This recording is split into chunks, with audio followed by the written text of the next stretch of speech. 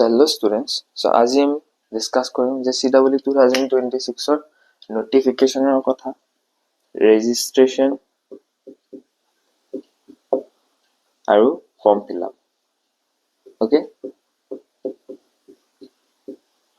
So CW notification in generally তোমালোকৰ ফেব্ৰুৱাৰী মাজৰ ভিতৰত আহি যায়. ঠিক আছে? ইন নৰ্মেল আৰু নৰ্মেল কিন্তু এবাৰ আজি কিমান তাৰিখ পৰিল? 22 তাৰিখ পৰিলে.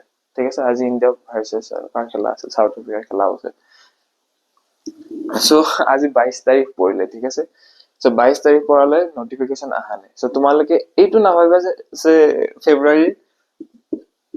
ফেব্ৰুৱাৰী আজি 22 তাৰিখ পৰিল মানে এইটো উইকৰ মানে ফেব্ৰুৱাৰী লাষ্ট উইকৰ ভিতৰত তোমালোকৰ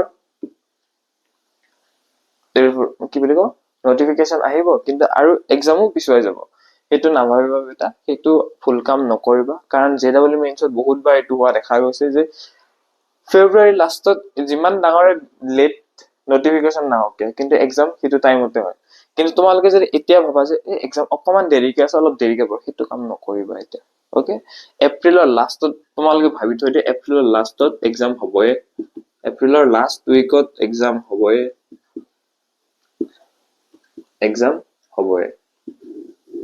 ওকে, এপ্ৰিলৰ লাষ্ট উইকত এক্সাম হ'ব, এইটো ভাবি থৈ দিয়া. যদি এক্সটেণ্ড হৈ যায় ডেটটো মেৰ মিড উইক মান পায় তো সেইটোতো তোমালোকৰ বেনিফিচিয়েল হয় ন.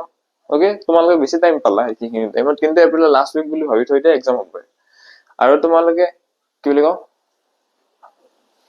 আৰু ৰেজিষ্ট্ৰেচন তোমালোকৰ মাৰ্চতে আহিব আৰু ফৰ্ম ফিল আপো মাৰ্চতে আহিব. আৰু যোনকেইটা এলিজিবিলিটি ক্ৰাইটেৰিয়া আছে যোনটো 2025 কাৰণে আছে সেইখিনিয়ে থাকিব. একো বেলেগ একো চেঞ্জ নহয়, জাষ্ট ডেটটোৰ কাৰণে নটিফিকেশনখন লাগে এতিয়া বৰ্তমান. ওকে বেটা, সো আৰু ইমান টেনচন লৈ থাকিব নালাগে. এতিয়া এক্সাম কেতিয়া আহিব, নোটিফিকেশন কেতিয়া আহিব এইবোৰ একো টেনচন ল'ব নালাগে. তলত মোৰ আমাৰ হোৱাটছএপ গ্ৰুপটো CW 2026 গ্ৰুপটোত জইন হৈ লোৱা, তাতে মই আপডেট দি দিম তোমালোকৰ, ইমান টেনচন লৈ থাকিব নালাগে. ঠিক আছে? সো এতিয়া এইবোৰ কথা পাহৰি যোৱা যে নোটিফিকেশন কেতিয়া আহিব.